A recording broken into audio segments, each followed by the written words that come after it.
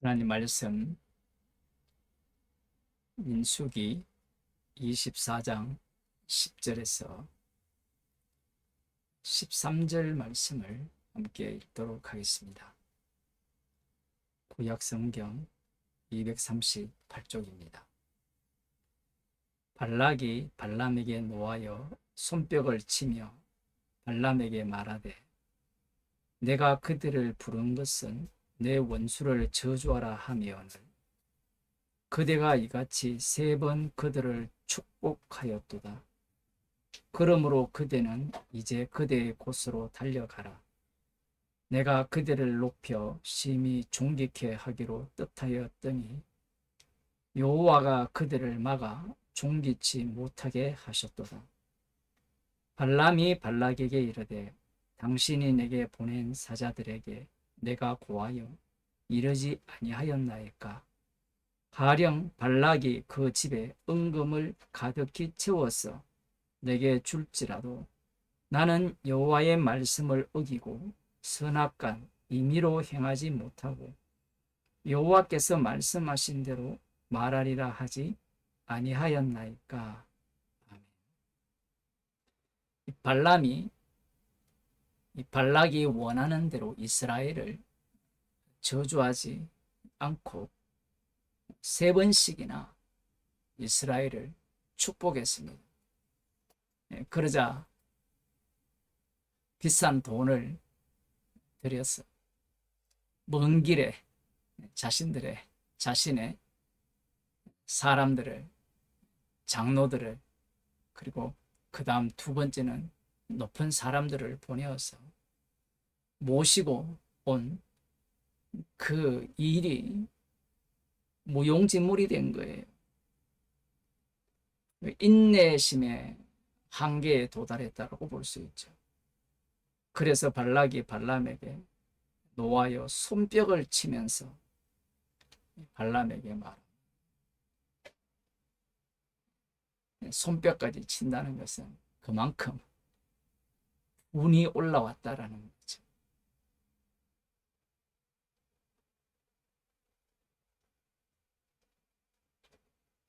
내가 그대를 부른 것은 내 원수를 저주하라 하며오늘 그대가 이같이 3번 그들을 축복하였다.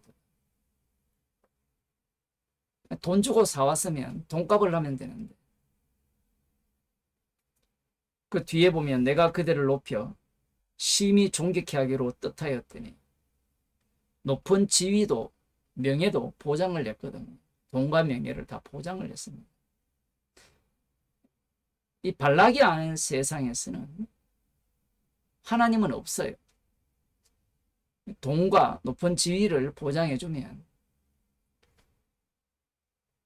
누가 되었든 하나님께 기도하여서 자신의 원하는 바를 구하여 줄 것이다. 이스라엘 향하여 저주할 것이다. 그렇게 생각을 했는데 발람이 말을 안 듣는 거예요. 그 말 안 듣는 이유를 이렇게 말합니다. 여호와가 그들을 막아 존귀치 못하게 하셨도다. 여호와께서 발람을 막아서 결국 많은 재물과 존귀케 되는 그 자리를 얻지 못하게 했다라는 겁니다. 그냥 보게 되면 발락이 그냥 그래 이제 너는 이스라엘을 3번이나 축복했기 때문에 내가 주고자 하는 약속은 이미 지킬 수가 없는 상태가 되었고 여호와께서 그 존귀케 되는 것을 막았기 때문에 여기가 끝인가 보다 그렇게 말하는 게 아니라 이 발락은 내신 기대를 갖고 있는 거예요. 최후 통첩을 하는 겁니다. 지금 너가 원하는 바가 뭐냐라는 거예요. 많은 재물과 명예와 권력이 아니냐라는 거예요. 인간이라면 누구나 다 이것을 바라고 소원하는 겁니다. 이 유혹에 넘어가지 않을 자가 없어요. 이 땅에서. 제가 이렇게 말하면 가지 않을 자 많습니다라고 하는데, 이 말씀이 맞닥뜨리는 현장은요, 선택의 기로가 되는 게 아니에요. 가령 이스라엘 백성들이 물이 없을 때 원망을 하잖아요. 그런 본문을 설교하면서 우리는 이스라엘처럼 원망하지 맙시다. 이게 통하지 않는 거예요. 다른 길이 없어요. 원망 외에는 다른 길이 없는 거예요. 이 발락은 내심 자신의 이 말을 통하여서 발람이 이스라엘 향하여 저주해 주기를 바라는 겁니다. 그런데 자기가 알고 있는 발람이 아닌 거예요. 발람이 이렇게 말합니다. 발락에게 이르되 당신이 내게 보낸 사자들에게 내가 고하여 이르지 아니하였나이까. 가령 발락이 그 집에 은금을 가득히 채워서 내게 줄지라도 나는 여호와의 말씀을 어기고 선악간 임의로 행하지 못하고 여호와께서 말씀하신 대로 말하리라 하지 아니하였나이까.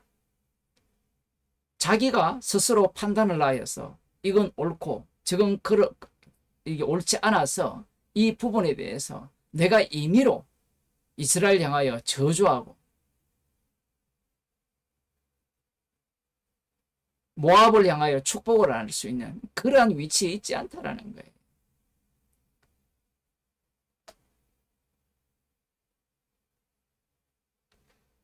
어쩌면 발람은 이런 말을 하기 싫었을 수가 있어요. 왜냐하면 25장으로 가게 되면 성경에는 살짝 숨겨놨거든요. 발락을 떠나가지만 다른 곳에부터 돈벌이를 하거든요. 중요한 것은 이겁니다. 하나님께서 이 거짓 선지자에게 엉터리죠. 그에게 말씀을 주시니까 그 말씀 자체가 이 발람을 주도해 가죠. 발람도 자기가 왜 그러는지 몰라요.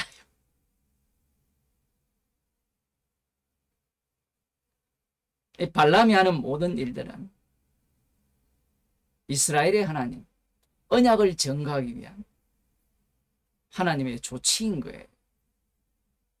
그래서 하나님께서 말씀을 주신 대로 자기가 임의대로 원하는 바대로 돈을 위해서 축복을 하고 돈을 위해서 저주를 하는 그러한 일을 하지 못한다. 정말 이것이 신비롭죠. 놀랍지 않습니까? 우리는 우리가 마음먹기에 달렸다라고 그렇게 생각을 하잖아요. 인간의 문제가 무엇인가 하면요, 인간에게는 하나님이 없어요. 달리 말하면 마귀가 없다라는 겁니다. 아니, 드라마 보니까 악기가 있던데요. 악기가 인간이 자기 마음대로 조절하잖아요. 귀신을 부적 붙이면 못 들어오는데 그게 무슨 마귀입니까? 인간의 손 안에 있는 거죠. 하나님도 마찬가지고요. 이 세상은 인간뿐인 거거든요. 하나님도 없고 마귀도 없는 겁니다. 그러니 발람이 지금 이렇게 행하는 것에 대해서 발락의 입장에서는 이해가 되지 않는 거예요. 발람 자신도 지금 이해를 할 수 없는 거예요. 중요한 것은 이스라엘이라는 나라 자체는 어떠한가라고 할 때는 언약을 하나님과 세웠잖아요. 그러면 그 언약을 하나님께서 이스라엘을 사용하여서 성취해 가버립니다. 그들이 원하든 원하지 않든.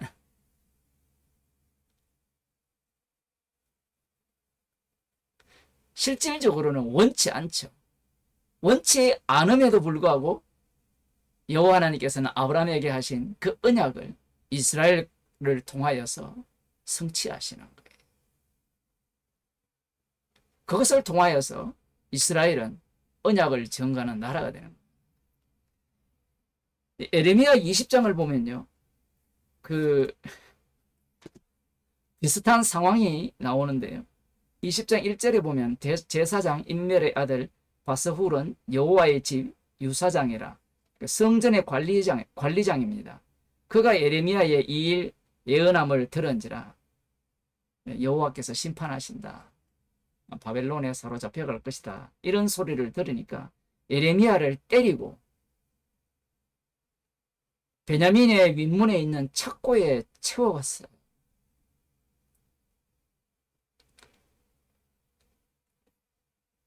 7절을 보겠습니다.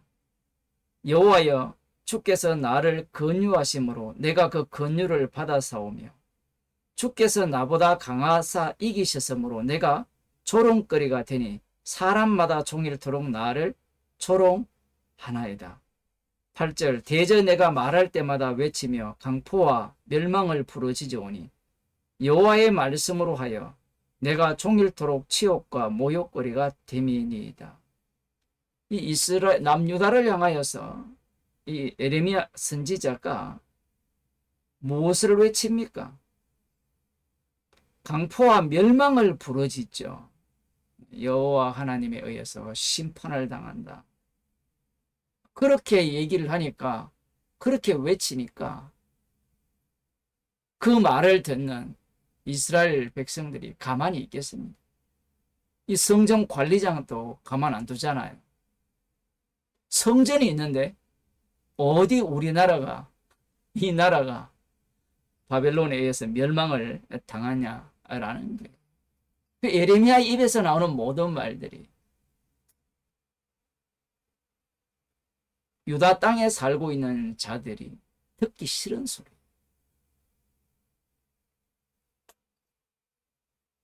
그렇게 되니까 이 예레미야가 이렇게 말합니다.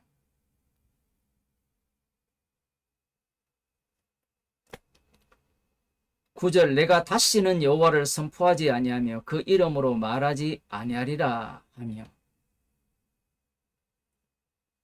종일토록 치욕과 모욕거리가 되기 때문에 본인도 감당할 수가 없는 거예요. 그래서 다시는 여호와를 선포하지 않겠다.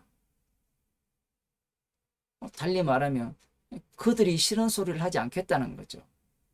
모욕당하기 싫다라는 겁니다. 그런데 그건 자기 생각이고 에레미야 생각이고 이 에레미야 마음속에 하나님께서 말씀을 주셨기 때문에 이렇게 말하죠. 나의 중심이 불 붙는 것 같아서 골수에 사무치니 답답하여 견딜 수 없나이다. 또 말씀에 굴복하여서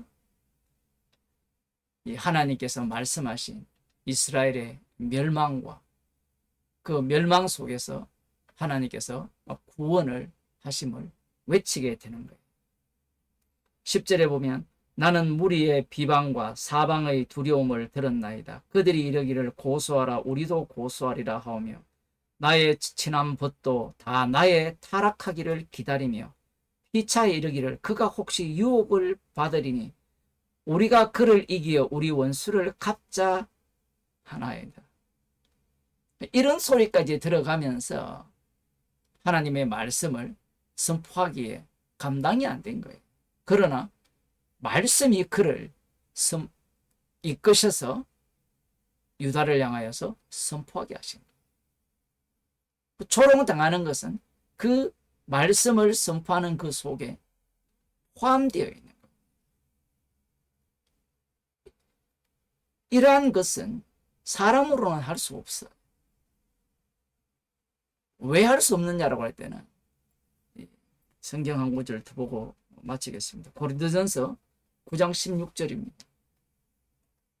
사도 바울이 이렇게 말합니다. 내가 복음을 전할지라도 자랑할 것이 없으면 내가 부득불할 일임이라. 필히 할 일이라는 거예요. 왜냐하면 사도행전 9장을 보면 사도 바울을 부르신 목적이 복음을 전하기 위해서 불렀거든요. 사도 바울의 구원은 복음을 전하기 위한 구원이에요. 그러니 바울은 복음을 전하더라도 자랑할 게 없어요. 왜냐하면 그 전하는 자체가 축복이기 때문에 그래요. 사람들은 복음을 전하면 자랑하잖아요. 왜 자랑합니까? 내가 전했다라는 거예요. 그 뒤에 보면 복음을 전하지 아니하면 내게 화가 있을 것이미로다. 당연하죠. 복음을 전하기 위해서 부름을 받았는. 그 다음 9절 17절 내가 내 임의로 이것을 행하면 상을 얻으려니와 이 얘기가 무슨 말인가 하면 복음을 전할 때 내가 자원해서 내가 원해서 전했다면 상을 얻는 것은 당연하죠. 나의 공로가 거기에 들어가야 되잖아요. 그런데 사도 바울은 자기가 자원해서 복음을 전하는 게 아니에요. 우리는 주님의 부르심에 우리는 화답하여서 대답하여서 자원하여서 복음을 전하고 자원하여서 섬기고, 주님은 우리가 자원해서 복음 전하는 걸 원치 않아요. 받지도 않습니다. 왜냐하면 자원해서 복음을 전하면 자기 상을 내어놔라고 이야기를 하거든요. 그게 오늘날 교회잖아요. 자기가 복음을 전하고 헌신하고 봉사하니까 내 거 내놔라 하거든요. 사도 바울이 여기서 하는 이야기가 그 얘기가 아니에요. 지금 그것을 이렇게 비꼬는 거죠. 내가 내 임의로 이것을 행하면 상을 얻으려니와, 내가 원해서 자원해서 복음을 전하는 게 아니라는 이야기입니다. 그러면 어떻게 복음을 전하느냐? 주께서 직분을 맡겼다라는 거예요. 그 뒤에 보면 임의로 아니한다 할지라도 나는 직분을 맡았노라. 이게 어떤 의미인가 하면 내가 원하지 않는데 한다라는 거예요. 예레미야 선지자도 똑같아요. 하기 싫은.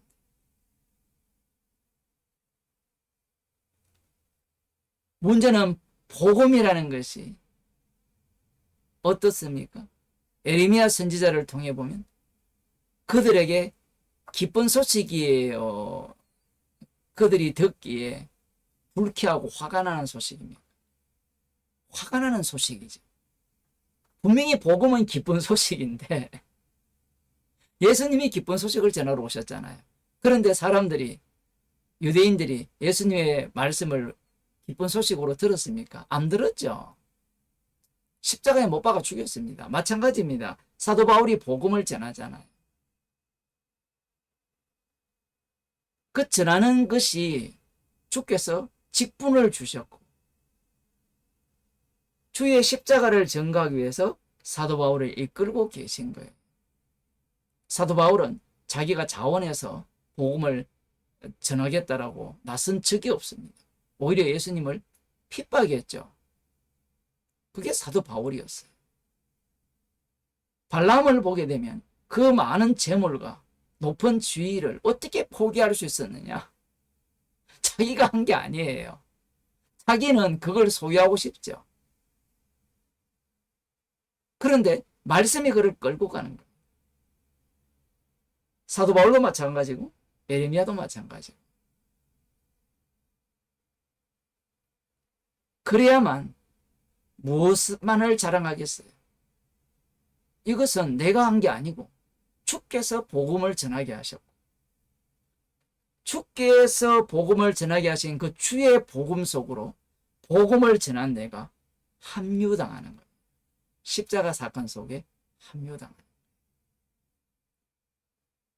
이것을 위해 우리를 구원하신 것. 기도하시겠습니다. 하나님 아버지, 우리를 주님의 증인 삼기 위해서 저희들을 구원하셨음을 감사드립니다. 십자가의 증인으로 살아감을 감사하며 즐거워하게 하여 주옵소서. 사람들이 듣기에 싫은 소리를 외쳐야 하고 기분 나쁘게 만들 수밖에 없는 이 복음 때문에 주님의 고난에 참여하는 자로 저희들을 삼아주심을 감사하는 저희들이 되게 하여 주옵소서. 십자가의 영을 받았기에 모든 것을 잃어버리는 것이 축복임을 알게 하여 주옵소서. 예수님 이름으로 기도드립니다.